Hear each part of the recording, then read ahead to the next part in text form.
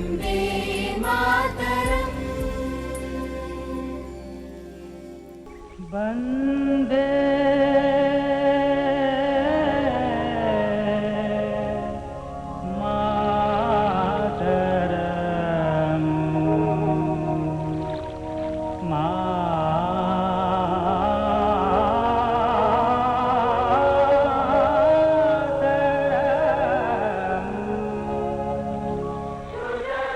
स्वाधीनता संग्राम के दौरान वंदे मातरम गीत केवल एक गीत नहीं था, बल्कि देशभक्ति की भावना का प्रतीक और राष्ट्र जागरण का सबसे लोकप्रिय नारा था।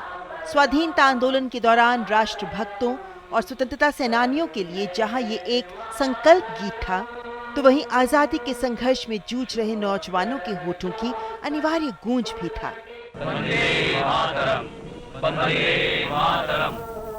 वंदे मातरम गीत के उद्देश्य, महत्व और देशभक्ति की भावना को देखते ही रविंद्रनाथ टैगोर ने पहली बार इसे 1896 में भारतीय राष्ट्रीय कांग्रेस के अधिवेशन में गाया था और इसके बाद तो ये राष्ट्रीय जनमानस के दिलो दिमाग पर छा गया।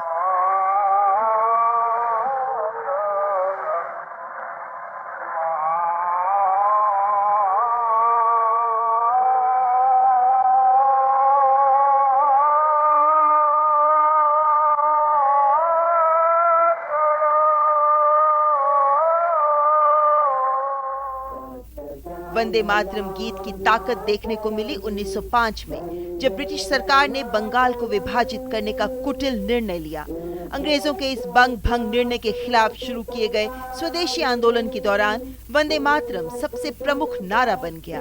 वंदे मातरम 1905 के बंगाल विभाजन के विरोध में उठे स्वदेशी आंदोलन का सूत्रपात बना। इस गीत ने स्वराज, आत्मशासन और आत्मनिर्भरता की भावना को जन्म दिया, जो 120 वर्ष बाद आज भी उतनी ही प्रासंगिक है जितनी तब थी। वंदे मातरम से प्रेरित होकर अवनींद्रनाथ ठाकुर ने 1905 में भारत माता का प्रसिद्ध चित्र बनाया, जिसने राष्ट्रीय आंदोलन को नई दिशा दी। इस गीत ने भारत को मातृभूमि के रूप में देखने की भावना जगाई, जो यूरोपीय देशों की पितृभूमि की अवधारणा से अलग थी। वंदे मातरम में भारत माता को सन्यासिनी के रूप में दर्शाया गया है, जो अपनी संतान को ज्ञान, अन्न, वस्त्र और धर्म प्रदान करती है। भारत माता का ये चित्रण और वंदे मातरम दोनों मिलकर स्वदेश को भारत की राजनैतिक, सांस्कृतिक और सभ्यगत पहचान के रूप में स्थापित करते हैं। यही नहीं, 20वीं सदी के आरंभ में वंदे मातरम ब्रिटिश आर्थिक नीतियों के विरोध का भी प्रतीक बन गया।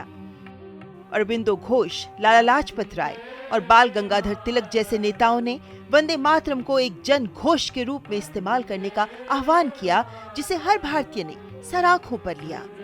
दरअसल यूरोपीय देशों की संकीर्ण और बहिष्कारवादी राष्ट्रवाद के विपरीत भारत का राष्ट्रवाद समावेशी और सभ्यतागत है, और वंदे मातरम इसी भारत की अवधारणा को अभिव्यक्त करता है, जहां विविधता में एकता और आध्यात्मिक एकता दोनों निहित हैं।